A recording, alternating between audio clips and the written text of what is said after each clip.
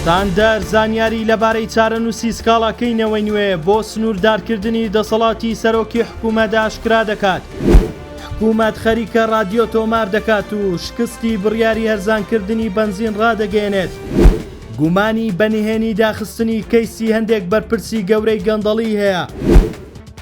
دەستپێکردنەوەی گفتوگۆکانی پارتی و یەکێتی بۆ ئەنجامدانی کۆبوونەوەی پەرلەمانی کوردستان دەستی پێکردوتەوە، بەڵام تاوکو ئێستا هیچ بەرەو پێشچوونێک ڕووی نەداوە. هەردوولا جەخت لەوە دەکەنەوە کەوا لە داهاتوودا کۆبوونەوەی لووتکە لە نێوان هەردوولا ئەنجام دەدرێت، بەڵام تاوکو ئێستا هیچ وادەیەک دیار نییە. بەپێی بەدواداچوونی ستاندەر دوای تۆمارکردنی سکاڵاکەی نەوەی نوێ لە دادگای فیدراڵی بۆ ناساندنی حکوومەتی هەرێمی کوردستان وەک حکوومەتێکی کاربڕێکەر و لێسەدنەوەی دەسەڵاتی بڕیاردانی پرۆژەکان لە مەسرور بارزانی، ئێستا هەوڵێک هەیە دادگای فیدراڵی دادبینی لە سکاڵاکە بەم جوانە ئەنجام نەدات بە پاساوی نەبوونی تایبەتمەندی ڕەتی بکاتەوە. دارانجامی ئەم سکاڵایە بەپێی زانیاری ستاندەر بەندا بە چارەنووسی گفتوگۆکانی نێوان یەکێتی و پارتی. ئەگەر ئەرێنی بوو سکاڵاکە ئەنجامی نابێت، ئەگەر کۆبوونەوەکانیش ئەنجامی نەبوو ئەوا یەکێتی پشتیوانی سکاڵاکە دەکات تاوەکو دەگاتە ئامانج.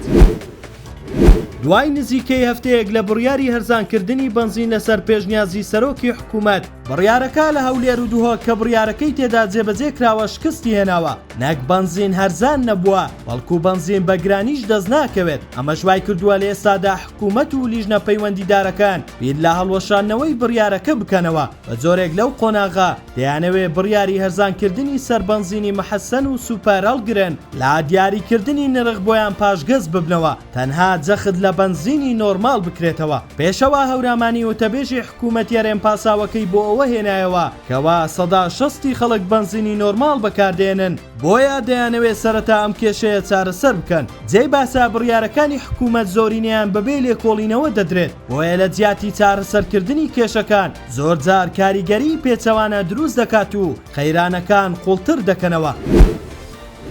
بەردەوامی هەڵمەتی بەرەبەیان لەلایەن حکوومەتەکەی عەلی زەیدیەوە و دەست بەسەرداگرتنی بەردەوامی پارە لە چوارچێوەی دۆسیەکەی عەدنان جومەیلی گومانی گەورەی دروست کردووە کە ئەو پارانە هیناو براو نەبێت. بەپێی هەندێک سەرچاوە بەشێک لە بەرپرسان پارەکان دەدەنەوە حکوومەت بەبێ ئەوەی ناویان بەهێنرێت. دۆسیەکەیان لە چوارچێوەی دۆسیەکەی عەدنان جومەیلیدا بڵاو دەکرێتەوە. پێگەی عێراقیون کە کۆمەڵێک چالاکوان و ڕێکخراوی عێراقین لەم بارەوە هۆشداریان داوە کە نابێت لە بەرامبەر جێڕانەوەی بەشێک لە پارەکانیان دۆسیای بەرپرسانی باڵادا بخرێت، پێویستە ڕوبەڕووی دادگایی بکرێنەوە و با سزای خۆیان بگەن. هەندێک لە سەرچاوەش باز لە دۆسیەی بەرپرسی کورد دەکەن کە لەو هەڵمەتەدا داخراون، لە نێویاندا بەرپرسی کورد لە نێو حکوومەتەکانی ڕابردوودا هەیە.